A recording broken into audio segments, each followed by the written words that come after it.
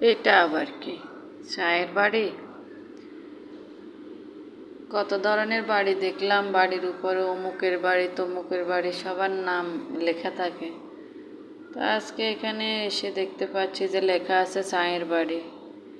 তো চলেন আপনাদেরকে নিয়ে যাচ্ছি চায়ের বাড়িতে, দেখি চায়ের বাড়ির ভিতরের কি অবস্থা, কি কন্ডিশন।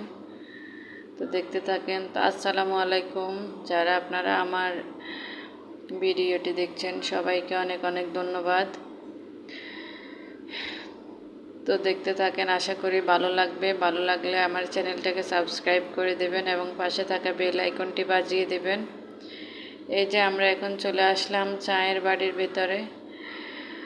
আসলে নামটা হচ্ছে চায়ের বাড়ি, কিন্তু ভেতরে দেখতেছি ফল ফ্রুটে গাছপালায় ভরা। অনেক সুন্দর মনোরম পরিবেশ, খুব ভালো লাগলো। তো এখানে শুধু চা না, এখানে সব কিছুই পাওয়া যায়। চা থেকে শুরু করে chicken fry, fried chicken, fried rice, বিভিন্ন ধরনের আইটেম। আপনারা আসতে পারেন এখানে, হয়তো ভালো লাগবে। আবার বাচ্চাদের জন্য ভালো ব্যবস্থা আছে। তো এখন এই যে এখানে দেখেন চায়ের বাড়িতে আমার মেয়ে বসে আছে। এদিকে এই কর্নারে যারা চেয়ার টেবিলে বসবেন না তারা শুয়ে থাকতে পারবেন, বসে থাকতে পারবেন, যেভাবে ইচ্ছা ওইভাবে করতে পারবেন। তো আমরা যখন আসছিলাম ওই সময়তে ধরেন অনেক রাত হয়ে গেছে, এই জন্য ওনাদের রেস্টুরেন্টটা বন্ধ করে ফেলবে, এটার প্রিপারেশান নিচ্ছিলেন। এই সময়তে আমরা আসলাম। তো এই শেষ মুহূর্তে আসার সময় ওনারা পরিষ্কার পরিচ্ছন্ন করতেছেন। তো ওনারা আমাদেরকে ভালোভাবে আপ্যায়ন করছেন।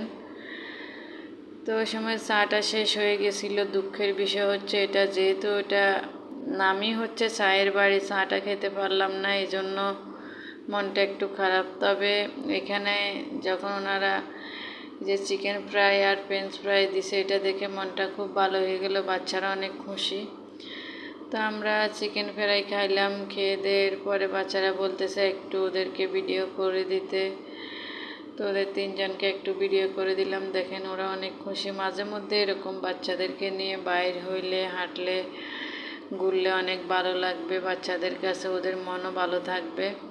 তো এই পর্যায়ে আমাদের খাওয়া দাওয়া শেষ, আমরা বাসায় চলে যাব। আজকের মতো এই পর্যন্ত। আল্লাহ হাফেজ, সবাই ভালো থাকবেন, সুস্থ থাকবেন।